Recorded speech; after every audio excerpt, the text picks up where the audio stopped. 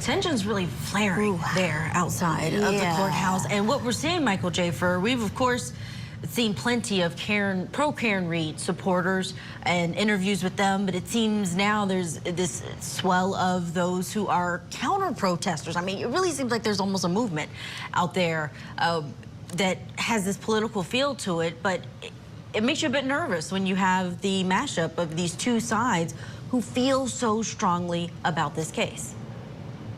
Now you see why the judge wanted the jury to take more time and come to a decision. You can see exactly why, because she lives in that community. When she gets in her car at the end of the day to go home, she's got to drive past these people. When she got to come into court, she got to drive past these people.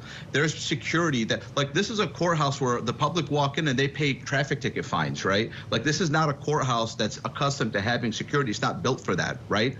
So you can see why the judge wanted to do this. And so look, this was all ratcheted up by Karen Read's defense attorneys, and I said this at the time.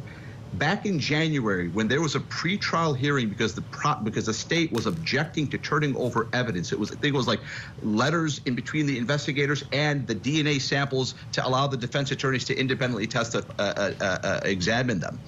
The state objected, which I thought was a massive mistake. I was on Court TV saying that was a massive mistake, because then the defense attorneys came in and showed pictures of his arm and said, we think there's a cover-up.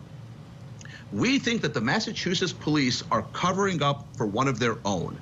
And that's when this mob was created. It was created then, and it has not left the courthouse since then. That was the most, if you're ever, you know, in a course to become an investigator, to work for a policing agency, learn from this mistake. If the defense wants you to turn over evidence, do it, because they gave air to this little mob that's there, right? The mob did not exist before January 4th. It existed after that motion. Everybody was just, oh my God, there's a conspiracy going on in Massachusetts, and we always knew that it was corrupt, and they're covering up for one of their own. They killed the police officer. This poor woman, this poor helpless woman, is being painted as a murderer, and she's not. And that's when this mob was created. And so now you can see why this judge wants this case to be over. I'm not in her mind. I don't know what her opinion is of the case. I assume she just wants this thing to end. She doesn't want to come back for another trial. So it's pretty sad, but yeah, that's what I'm seeing.